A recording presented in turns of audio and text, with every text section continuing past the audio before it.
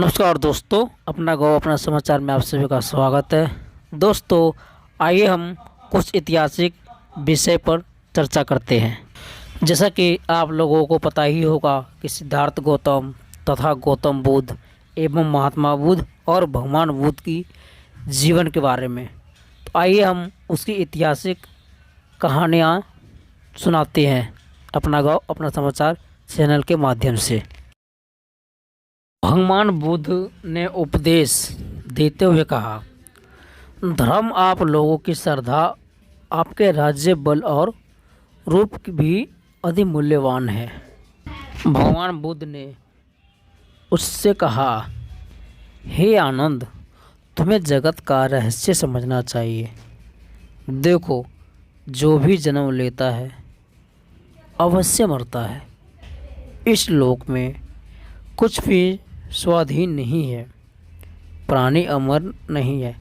यदि प्राणी अमर होते तो जीवन परिवर्तनशील नहीं होता, फिर मुक्ति का क्या महत्व होता। मैं आप सबके मन की बात जानता हूँ। आप भी अन्य लोगों को भांति शोक सप्त होकर यहाँ आए, परंतु मैं आपसे कहना चाहता हूँ कि यदि आप लोग मेरे उपदेशों को ध्यान से सुना है और ज्ञान प्राप्त किया है तो आपको मेरे जाने के कारण शोक नहीं करना चाहिए। भगवान बुद्ध ने आगे समझाया और बोला, देखो, परिवर्तनशील संसार में शरीर काल का भोजन है।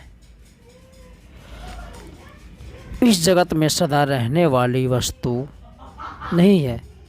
पहले भी जो बुद्ध हुए वो भी अपने बुद्धि के प्रकाश संसार को प्रकाशित कर तेल समाप्त होने वाला दीपक की तरह सदा बुझ गए। भविष्य में भी बुद्ध पैदा होंगे। लकड़ी के जल जाने के बाद अग्नि की तरह शांत हो जाओगे। मुझे भी उसी मार्ग पे चलना है। तो भगवान बुद्ध ने अतः कहा, इस नमस्य नगरी में अभी कुछ अधिष्ठित लोग रह गए हैं, अतः मुझे चलना चाहिए। आप लोग किस प्रकार का शोक न करें, मेरे बताए धर्म को अनुसरण पालन करो। भगवान बुद्ध ने पुनः समझाया और उन्हें अपने अपने घर जाने की आज्ञा दी, परंतु जैसे लहर हवा की विपरीत दिशा में नहीं चल पाती, वैसे ही घर लौटने में आपको अपने आप को असमर्थ पा रहे थे। जैसे भगवान बुद्ध वैशाली नगर को छोड़कर आगे बढ़े, वह नगरी राहु द्वारा गरिष्ठ सूर्य के समान प्रभा शून्य हो गई।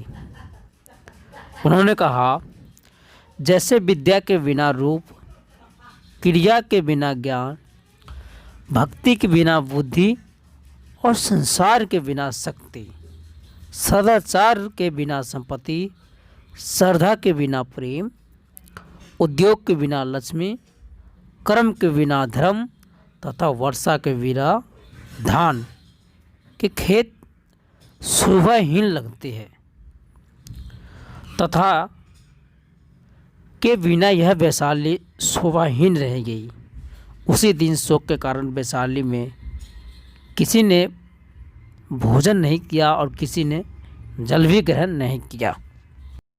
भगवान बुद्ध ने अपने को उपदेश दिया और कहा, मेरे जाने के बाद आप लोग धर्म का अनुसरण करो। मैंने जो कुछ सूत्रों में बताया और विनय में आप उसी का अनुसरण कीजिए। वह न मेरा वचन है और न ही मेरा धर्म है। पवित्र लोगों की वचन वैसे ही ग्रहण करना चाहिए। स्वर्णकार स्वर्ण को तपाकर उसी परीक्षा करके ग्रहण करता है, इसलिए शब्द को अर्थ अनुसार ठीक ठीक सुनकर ही उसे ग्रहण करना चाहिए। जो शास्त्र को अनुचित रीति से ग्रहण करता है वो अपने को क्षति पहुंचाता है। जैसे तलवार को अनुचित रीति से ग्रहण करने वाला अपने आप को ही काट लेता है, इस प्रकार भगवान बुद्ध ने पापापुर के लिए प्रस्थान किया और पापापुर पहुंचने पर मल्लों ने उनका समारोहण पूर्वक स्वागत किया। भगवान बुद्ध वहाँ से उन्होंने अपने भक्त चंदू के घर अंतिम भोजन किया। अपने शिष्य मंडली के साथ भोजन कर लेने के बाद उन्होंने चंदू को उपदेश दिया और फिर कुशीनगर के लिए प्रस्थान किया।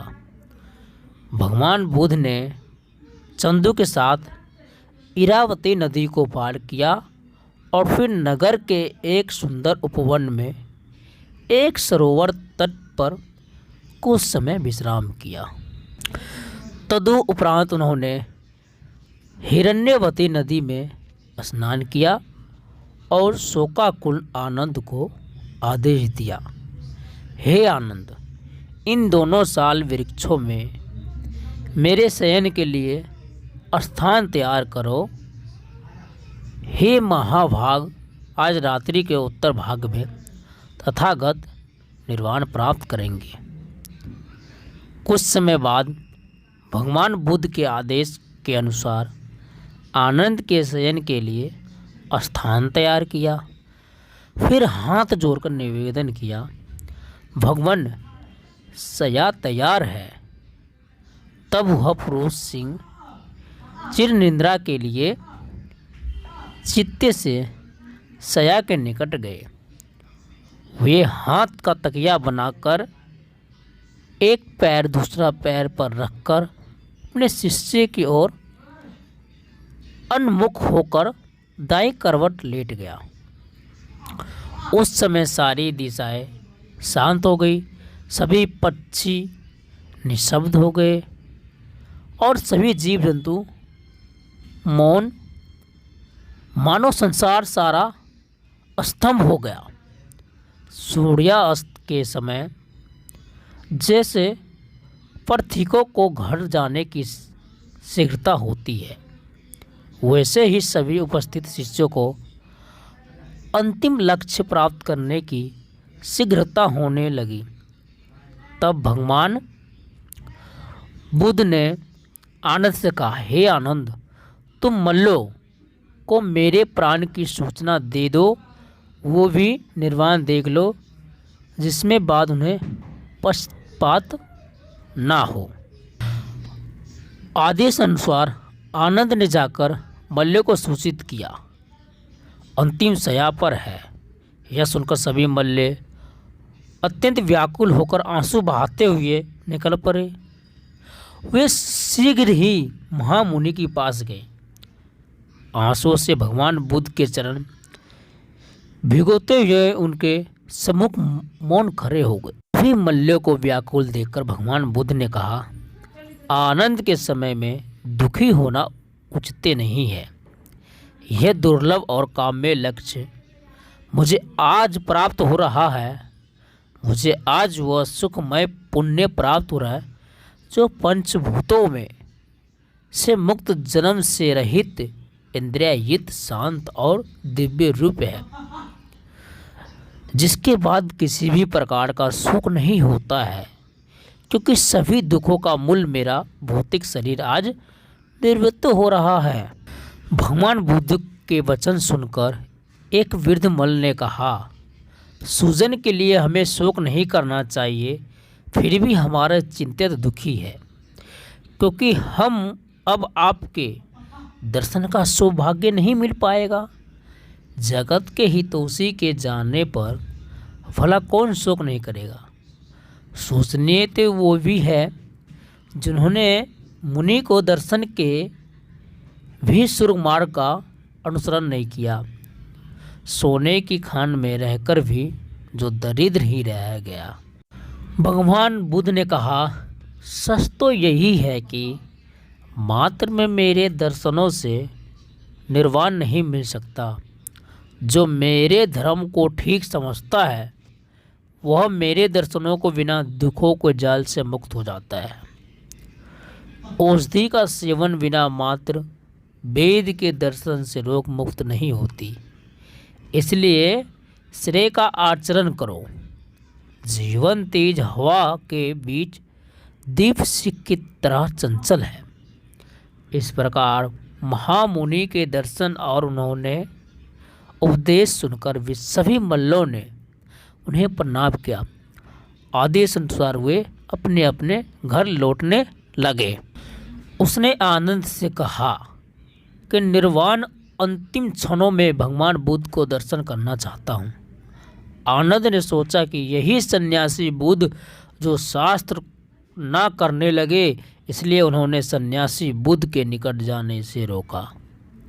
परंतु तथागत लेटे ही आनंद से कहा, हे आनंद, जिज्ञासु मुमुक्ष को रोको मत, आने दो। यह सुनकर सविनय सुगुत के पास गया और प्रणाम करके बोला, हे भगवान, मैंने जो सुना आपकी मोक्ष जिस प्रकार मार्ग प्रतिपादन किया वह अन्य सभी मार्ग से भिन्न है। वह मार्ग कैसा है मुझे बताने की कृपा करो। जिज्ञासवास आपके पास आया हूँ, विवाद के लिए नहीं।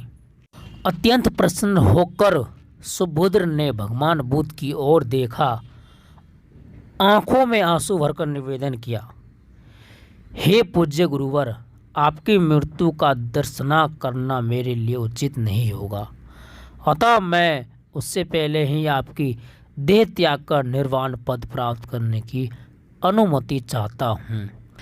ऐसा कहकर त्रिदंडी सुबुद्र ने भगवान बुद्ध को प्रणाम किया, शेर की तरह स्थिर होकर बैठ गया और एक ही क्षण में वायु से बुझे दीपक की भांति निर्वाण होकर प्राप्त कर गया। संसार के ज्ञाता तथागत ने तब सुभद्र का अंतिम संस्कार करने का आदेश दिया। सुभद्र मेरा उत्तम और अंतिम शिष्य था। कुछ समय बाद आधी रात बीतने पर चांदनी के प्रकाश का विस्तार हुआ। सारा वन प्रदेश पूरी तरह शांत हो गया।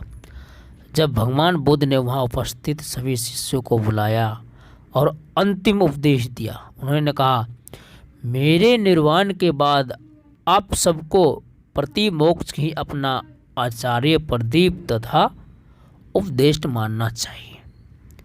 आपको उसी स्वास्थ्य का स्वाध्याय करना चाहिए, उसी के अनुसार आचरण करना चाहिए। यही प्रतिमोक्षशील का सार है। मुक्ति का मूल यही है। इस प्रकार से मोक्ष प्राप्त हो सकता है। और अंत में कहा, मैंने गुरु का कर्तव्य निभाया, आगे तुम भी लोग साधना करो। बिहार वन पर्वत जहाँ भी रहो, धर्म आचरण करो। यदि मेरे बताए गए आर्य सत्य का विशेष में किसी भी कोई शंका हो तो प्रश्न हो तो पूछ लो। मुख से अंतिम उपदेश ग्रहण करने के बाद सभी शिष्य मौन और शांत बैठे। अनिरुद्ध ने तथागत से निवेदन किया, हे सुगत, आप द्वारा प्रतिपादित आर्यो सत्य में किसी भ्रमण नहीं है। अनिरुद्ध की बात सुनकर तथागत ने कहा, हे अनिरुद्ध, सभी की मृत्यु निश्चित है। अब मेरे जीवन में रहने से संसार का कोई लाभ नहीं है। स्वर्ग और भूलोक जो भी दीक्षित होने योग्य थे वे सभी धर्म में दीक्षित हो गए। अब इन्हीं के द्वारा मेरा धर्म जानना प्रचलित होगा। संसार में स्थायी शांति का स्थापित होगी। इतना कहकर भगवान बुद्ध ने प्रथम ध्यान में प्रवेश किया, फिर दूसरे ध्यान में। इसी तरह ध्यान के अनेक स्तरों पर पुनः चतुर्थ ध्यान में आए और सदा के लिए शांत हो गए। भगवान बुद्ध ने निर्वाण प्राप्त करने के बाद ऐसा लगने लगा जैसे बिना चंद्रमा के आकाश पाले से मुरझाए कमले का सरोवर अथवा धन के अभाव में निष्फल विद्या। निर्वाण का समाचार सुनकर आकाश में देवतागण भी उनके प्रति अपनी श्रद्धा प्रकट करने लगे। उनमें से एक कहा, अहो, यह संसार सारा नश्वर है, जहाँ मृत्यु के लिए जन्म होता है और जन्म के लिए मृत्यु। जो जन्म और मृत्यु दोनों से ही मुक्त है वही भाग्यवान है। देखो, ज्ञान की ज्वाला तथा यश रूपी ज्योति आज कल के लिए सदा शांत कर दी। किसी मनुष्य श्रेष्ठ ने अपनी श्रद्धांजलि देते हुए कहा, यह संसार आसार है, यह सभी कुछ नश्वर है। जो सारे लोक का गुरु था वो भी आजकल का काल कवलित हो गया। अंधकार में डूबे लोक को देखकर अनिरुद्ध ने कहा, इस लोक की गति कैसे विचित्र है। दुख मुक्त होकर तपस्या की, आलस्य मुक्त होकर धर्मचारण किया, लोभ मुक्त होकर योगाभ्यास किया और अब मोह मुक्त होकर इस शरीर का त्याग भी कर दिया। जैसे बुद्धि के बिना विद्या, आचरण के बिना क्रिया तथा दया के बिना धर्म निरर्थक है, वैसे ही शाक्य मुनि के बिना संसार आज भी व्यर्थ लग रहा है। भगवान बुद्ध ने निर्वाण का समाचार जैसे ही मल्ल को सुनाते और वे भी रोते हुए वहाँ से दौड़े चले आए। फिर मल्लों ने मिलकर महामुनि के सबको स्वर्णमय सुंदर शिविका में स्थापित किया। विविध प्रकार की सुगंधित फूल मालाओं से भक्ति पूर्वक पूजा की। शिविका को श्वेत कपड़े में ढका और चंबर डालते हुए उसने अपने कंधों पर उठाया। भक्ति पूर्वक वो भगवान बुद्ध की सब शिविका को नगर में मध्य भाग में ले आए। फिर वे नगर के नाग द्वार से बाहर निकले और हिरण्यवती नदी को पार किया। उन्होंने मुकुट चैत्य के पास चंदन, अगरू तथा वकल आदि से चिता बनाई गई और उस महामुनि सबको रख दिया। दीपक जलाकर मल्लों ने चिता में आग लगा दी, परंतु बार बार प्रयत्न करने के बाद भी चिता में आग नहीं लग रही थी। भगवान बुद्ध का प्रिय शिष्य काश्यप अभी मार्ग में ही था। उसी के अभाव में चिंता में आग नहीं लग पा रही थी। जैसे काश्यप दौड़ते हुए वहाँ से आए और उन्होंने अपने गुरु को 60 गांठ दंडवत प्रणाम किया। चिता में श्वेत आग लग गई।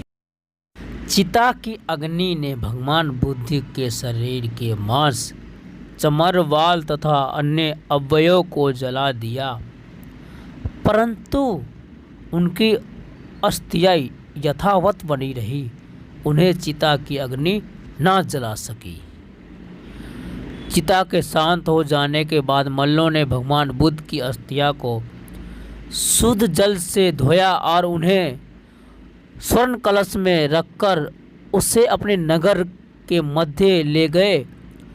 लोगों ने महामुनि की प्रशंसा में स्रोत गए। किसी ने कहा, इस घट में वो धातु अस्थियाँ स्थापित है जिन्हें चिता की अग्नि नहीं जला सकी।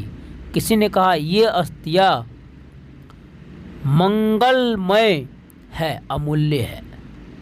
हम इन यहाँ स्थापित कर रहे हैं जिससे संसार को शांति का प्राप्त होए। किसी अन्य ने कहा, ओह, काल कितना निष्ठुर है, इस महामुनि को भी नहीं छोड़ा जिसके धर्म और यश से सारा चराचर जगत चमत्कृत है। बाद मल्लों ने अस्थि कलश के लिए अत्यंत सुंदर पूजा भवन का निर्माण करवाया और अस्थि कलश स्थापित किया।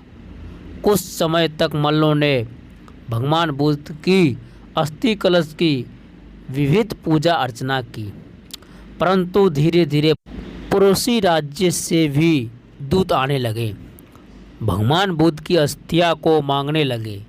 एक दिन 7 पड़ोसी राज्य दूत आ गए। उन्होंने कहा, अस्थियां मांगी, परंतु भगवान बुद्ध की अस्थियां के लिए मन अत्यंत श्रद्धा होने तथा अपने बल का अभिमान होने के कारण मल्लों ने भगवान बुद्ध की अस्थियां देने से मना कर दिया और वे लड़ने की तैयारी करने लगे। पूर्ववासी मल्ल भी संगठित होने के बाद उन्होंने विविध प्रकार के शस्त्र अस्त्र का धारण किया।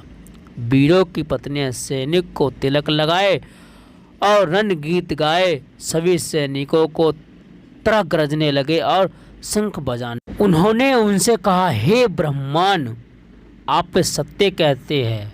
हम लोगों की धर्म में प्रेम में पूरी आस्था है, परंतु हमें अपने बल पर भी पूरा विश्वास से है। हमने शाक्य मुनि में अति शक्य भक्ति के कारण ही शस्त्र ग्रहण किया। हम तो शाक्य मुनि की पूजा के लिए ही लड़ रहे हैं। यदि कार्य के बिना युद्ध हो जाए तो हमें कोई विरोध नहीं है। आप हमारे दूत बनकर आइए और मल्लों को समझाइए।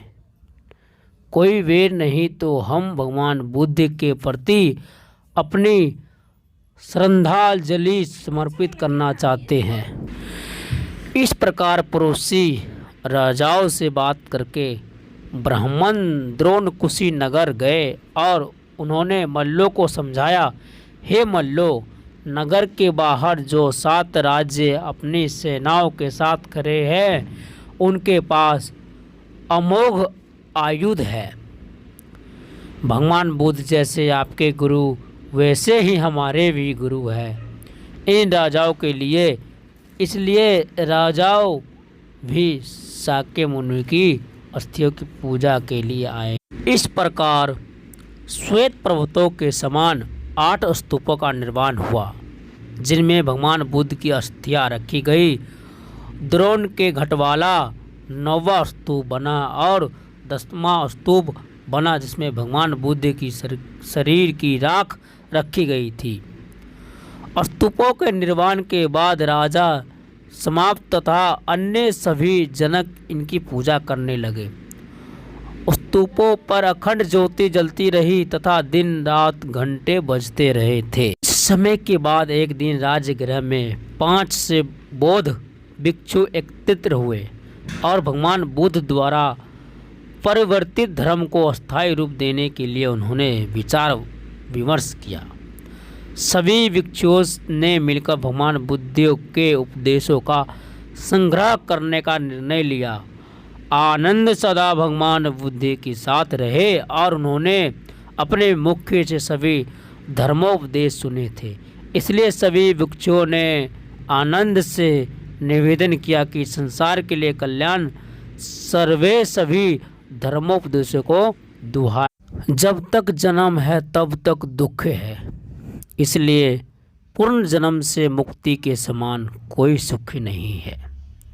इसलिए और कौन उतना पूज्य हो सकता है जितना कि वह जिन्होंने जन्म जरा व्याधि और मुक्ति से स्वयं मुक्त होकर सारे संसार की मुक्ति का मार्ग दिखाया। तो दोस्तों, इस तरह की ज्ञान की बात सुनने के लिए अपना गाँव अपना समाचार चैनल को लाइक, सब्सक्राइब और शेयर करें। यह वीडियो कैसा लगे कमेंट में ज़रूर बताएं। धन्यवाद।